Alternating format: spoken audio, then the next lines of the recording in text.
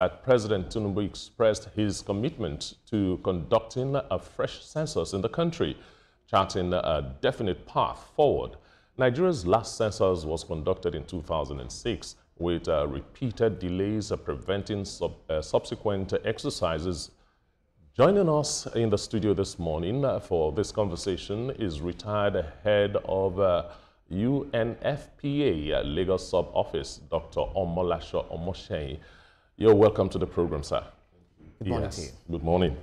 Now, the very first question anybody will ask is 900+ billion. How does that sound to you? Yeah, definitely sounds crazy. But then, you see, when you look at the cost of census all over the world, it's very, very expensive. Even if we start from the last credible census we had, 2006, we spent close to about $266 million. Oops. Now, when you convert, well, although most of that was donations from European countries and other partners. Now, when you convert that to Naira, you know, using the exchange rate in 2006, it comes about 300+ billion Naira. Now, if you use the conversion rate of today, it comes to about maybe about 900 something billion Naira. Now, compare that also with census elsewhere. Now, if you look at the census conducted in, I think, 2020 in United States of America, it costed them about $42 billion. Now, per capita, comes to about $14.2 per person. Look at what was done in India in 2021. Per capita for their census was about $3.2 per person. For Nigeria, using this figure that has been presented, it comes to about 3.05. So you see that it's expensive. But now when you come to Ghana, they had theirs, the last census they had was in, I think, 2021. Their per capita was, of course, quite low, $0.8 per person. So, but generally speaking, census all over the world is very expensive. So are you justifying the 942 billion Naira? By no means. You see, except you see the figures and you know the budget, you cannot be very sure. But then, Nigeria has this very bad, we don't trust ourselves. When budgets are made, we believe that either it has been padded or something. So really, even if you try to justify that figure, who knows what has been added and all that. So I'm not justifying anything. I'm just trying to say. No. So not about you justifying. What I'm trying to say is that, are you saying that it's still in line? Because if you're looking at the background you painted regarding what we saw in Ghana, what we saw in the US and some other countries that are taking, that done their census. But do you think that that amount of money, to some extent, speaks to the reality of what I cannot say because I'm not there. Even then, we are not saying that all those other countries didn't have their own budgets added. Right. But when you look at the outlay of what that money has to be used for, sometimes you tend to just say, well, because you are talking about conducting the census all over the country.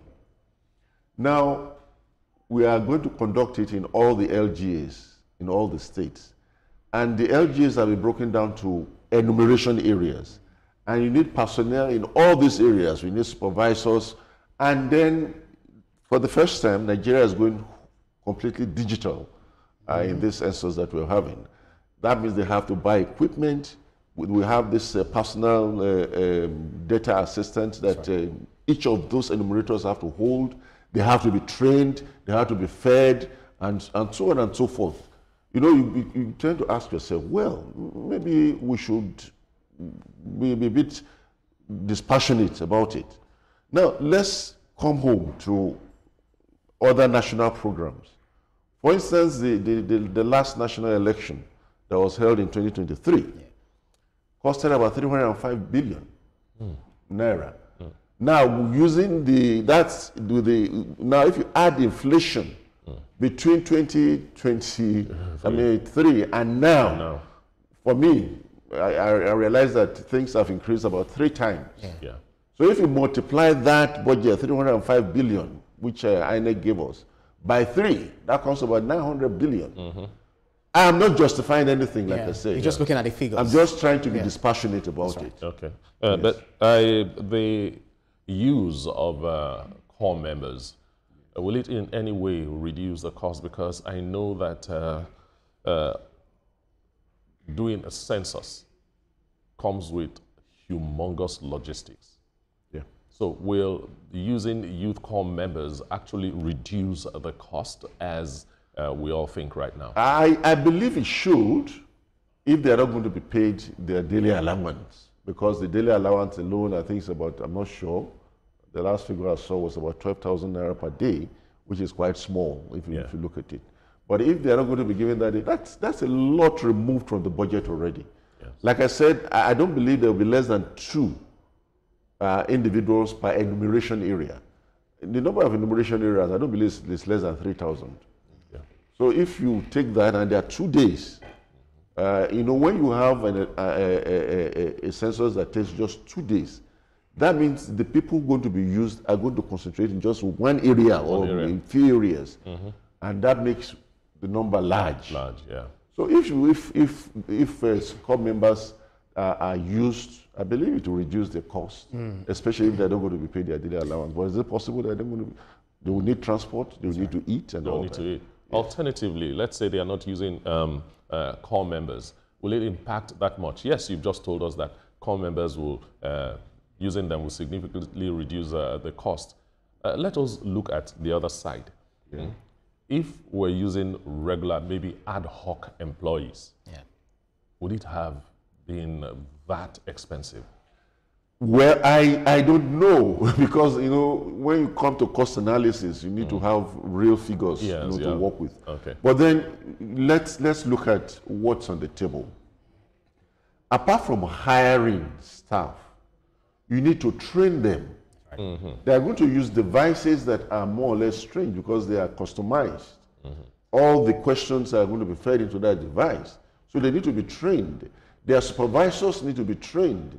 Then those who are going to collect the data at each stage, both at the LGA, at the state, at the federal level, they also need to be trained. And you need space, you know, to do all this. You need equipment to do them. So, well, like I said, unless you see the figures. But then, let's be dispassionate about it. Let's look at what really is on the ground. Talking about NYC members, you know, because others critics are saying that they might actually lack specialized skills, you know, of seasoned enumerators, you know, raising concern about compromising data quality. So, given Nigeria's history of census controversies, you know, even say over 2 decades now, we're still talking about, no, the result, the figure doesn't speak to what should be the reality. What risk do you think, you know, do you foresee in relying on this less experienced personnel for that critical national exercise? Now, it depends on what level you place them. If you place them at the enumerator level, definitely they will be trained. They will have to be trained. But if you make them supervisors, they too need to be trained. But definitely not as an analyst, I mean, those who collect the data and all that. No, not at that level. But as supervisors or enumerators, they will not, it won't, because ordinary citizens will be employed. We won't have that number of professionals to cover all the LGAs and all the enumerators. You have to use everyday people who at least are literate, who can use the handheld device, and who can receive appropriate training, because no matter, even if it's the enumerator, which is I believe is the lowest level, they still need to be trained. After all, they also participate in national elections, you know, some of them POs, APOs. But what is more complicated? Is it national census or electoral process? I wouldn't know, but I believe the logistics involved in national census is a lot more than the logistics involved in elections. Oh. Yes. Is it what? Okay. Is it not just counting people? No. That's You see, that's what you and I may think. the questionnaires are designed in such a way that it collects information not only on the person, but on the work you do, on your sex, on your age, on the housing, the type of housing, collects information, a lot of things. That's right. Because it's an opportunity, when you have an opportunity like that to go into the field, you want to collect as much information as possible. As possible. So it's not just, and then you have to impute these things into the. That's right. So you need people who are literate, who are well informed, and all that. Yesterday I met a gentleman who looks, in fact, not just look, he is educated, and he was wondering, why census? Do we need it? You know, and that tells me that, okay, it's not just those people that are not really educated that do not know what the importance of census. So you might, I want to ask you, what's the importance of census? Why do we need it? Why is it so important? Census is very important. The reason being that, the figures we've been using for planning for some time in Nigeria has been the census figure of 2006, projected, looking at the growth rate, looking at the death rate and all that, compound everything together, the immigration and all that, you now project. But a projection is a projection. Yes. We need the real thing, to do planning. If you're going to be planning for schools, for instance, Yes. you look at the population, you look at the available schools, and then you plan ahead and say, okay, if we are going to grow this way, we're going to use this figure. For economic growth, you want to see how many professionals are here, how many do we need, and you look at your. So it's used in almost, in fact, individuals too. When you want to plan your marketing, and you look at the figure, you can say, okay, this is what I'm going to use. Yeah. Because the figures are there. It is something you found in the field. It's not as if you projected it. These are real figures that can be used for planning, for marketing, at the local government level, at the state level, at the federal level. And except these figures are there, whatever plans you are making, you're just making it in space. Interesting stuff. Yes. Having this conversation with you, it's further exploring, helping us to understand some areas that we probably might have been blind spot for us. But if you look at census budgets, I'm wondering whether it's a way of risking underinvesting in necessary technology and training. Because if you look at all of this, over 900 billion naira being budgeted, which the president said, no, this is just too humongous because we also need to cut costs. How do you think the government can then strike a balance? Because they will need to buy equipment and all of that. So how do you think they need to strike a balance between fiscal prudence and need for comprehensive, reliable data collection? Well, you see, that is the headache that politicians have to. You and I know the facts available to us. That's right. We cannot make a very good decision about it. But then the truth is that if we can remove trust issues from our problem in Nigeria, I believe we'll be more comfortable. And then, people who make the budget, sometimes you need advocacy to those who will approve it. Because you bring a budget to me and I don't know how it came about it. You need to explain it. You need to justify it. And that's what I believe those who make budgets should do with the politicians. Trust issue is always coming up again and again. And in Nigeria, it's a big issue.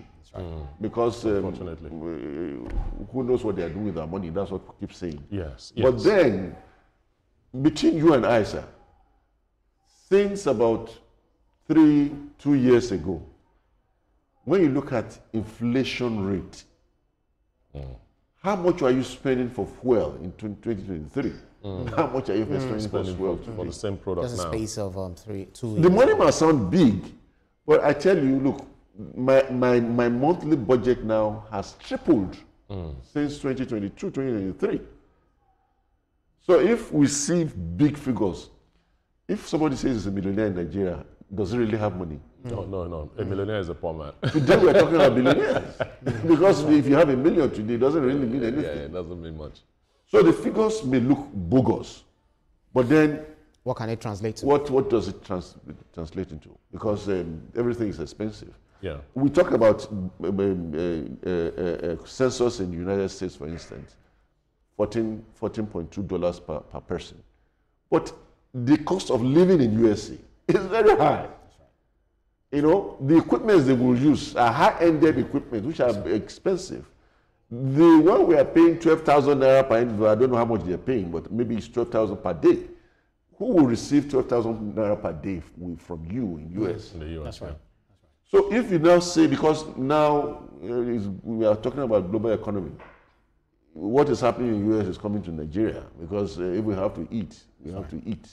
And it's the same cost across countries. So you find that sometimes when we look at, for instance, what we pay as minimum wage in Nigeria, you know, you I don't know how to say it, you across the board say, okay, this is what I'm going to pay all kinds of workers. You find that even that 12,000 naira, if it is 12,000 naira, it's too small. It's too small. Yeah, it's because, I mean, one meal will gulp everything. Now, there are always controversies that are associated with census. Yeah, politicians are really interested in census for political reasons. And the last census we had, for example, we had to have another census in Lagos. We had to have that. And when the figures came out, we had bickerings everywhere. No, it cannot be that. Here, it cannot be this. It cannot be that. What would you recommend for that kind of scenario not to play back? Well, you see, census all over the world is politicized. All over the world. There was a census did in Nigeria, I think in 1962, and the Eastern governors rejected it. They said, no, no, no, no, no. And then they repeated another one in 1963. You see, it's like that all over the place. When, between you and I, sir, when they said they were going to use electronic voting system in Nigeria, many of us were relieved. We said, okay, well, if it is immediate capture of the data, then, and it's sent to the server, then nobody has time to manipulate it. And until, of course, when they came and said the BVS was not working and all that. Now, this digital census is supposed to serve that same purpose. Yes. Because once you enter it, it stays in your device, and immediately there's network, it goes to the server and it's loaded. So you cannot manipulate it. So when we use technology, and we are told that this census, which was planned for 2023, is going to be completely digital. And a lot of work has been done prior to that, to that time. There's what we call GPS, you know, mapping of the whole nation. Yeah. Every building in Nigeria, every building, every water body in Nigeria, you know, every road in Nigeria has been coordinated with, you know, electronic and so you see, when you now go to areas and when you are there, the person using the device can be located, you know, in the system, and immediately you enter your data. If there's service, goes straight. So if that system is used and is not manipulated, because anything can be manipulated, if it is used and is not manipulated, then we should have a more credible census. Interesting stuff. So I believe that, well, other challenges, because certainly there will always be challenges. One of it is the security situation that Nigeria is currently grappling with, the Sahelian borders where we have influx of firearms and all of that, kidnapping, etc. Just name them. So how do you think we can navigate that? Do you not feel that that might mitigate against credible data collection at the end of the day? Yeah, that has always been an issue. Even then, the date that was fixed before, I don't know whether they're still going to go on with those dates, March 28 and April 2nd, are so close to elections in some states. And I believe because of that, because we know the history of elections in Nigeria, you know, you do the elections, there's, you know, unrest and all that. It is an issue. But I believe the National Population Commission should also be thinking of that and coordinating with the security organs to make sure that that is not an issue. I think should be top on the agenda.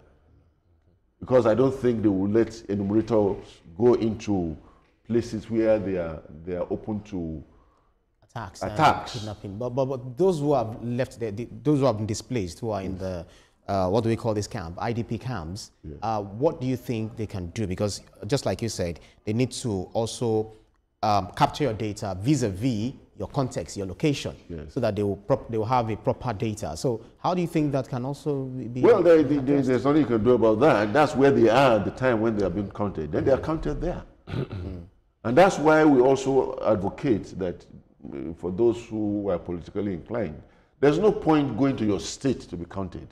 If you live most of your life in Lagos, why do you need to go to Ondo State to be counted? Because the data they would use for Lagos will include you and whatever you do in Lagos. If you go to Ondo State, that figure is useless to them. So wherever you are captured. And you know, when things like this happen, there's a way it is projected. That's right. Because you also want to know where their permanent address is and all that in the data that is collected. And this can be projected onto the state where they come from. And then, of course, the community where they live. So I want to take it for granted that you have seen the breakdown of the budget. If that is the case, could you educate us? I have not seen it. Okay. But then, you see, there are some very pertinent things that you expect to see in a budget like that. I was trying to make a presentation earlier on, but I apparently didn't get my message. Now, there's a planning, coordination, and logistics at the top level. Yeah. There is personnel costs at the federal, at the state, at the LGAs, at the wards, at the enumeration areas. And this personnel cost includes hiring, logistics, training, and others. There is the cost of, materials you use in the office, stationaries, bureaus, and all the rest of them. Cost of equipment, that's humongous in itself. Oh yeah. Because if you are going to give 3,000 people handheld equipment, and of course you will not just buy 3,000, you have to buy some extra. In case, Then you have the pre-census, because whatever you have planned has to be tested. And they will go to the field and test it. They've done that, they've done it twice, and they did it in all the 36 states plus the federal capital territory, and I think 148 LGAs. It was done twice. Those you have to cost that as well. Then, of course, collation is another cost.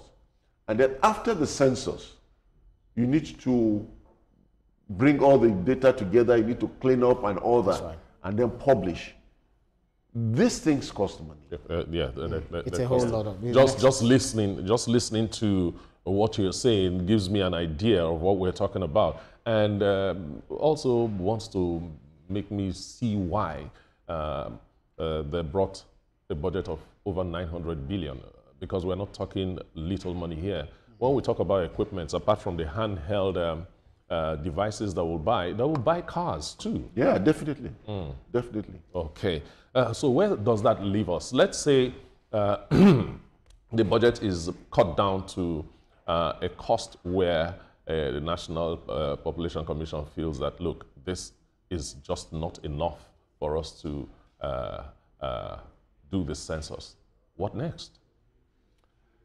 Well, unfortunately for Nigeria, at this time, in the past we used to have a lot of donors supporting us when we do census. For this particular census, Canada has tried a lot. The GIS and all that, they more or less sponsored it. But now that many of the traditional donors are pulling back, US, for instance, is pulling back in aid.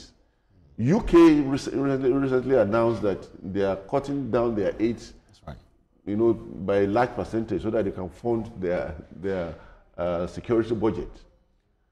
So it means that if they don't get what they want, the buffer that we usually get from donors, which is not coming in, I don't know how they're going to do it.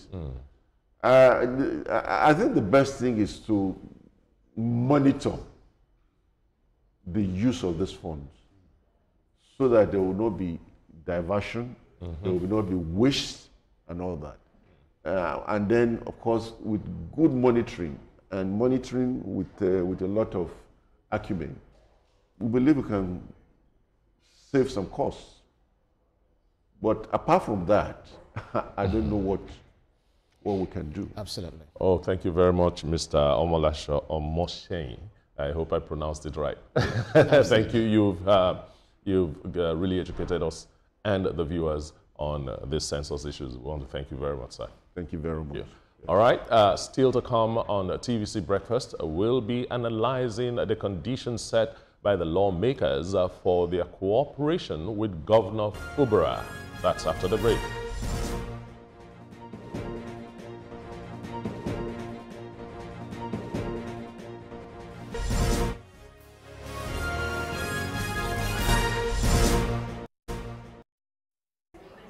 We love our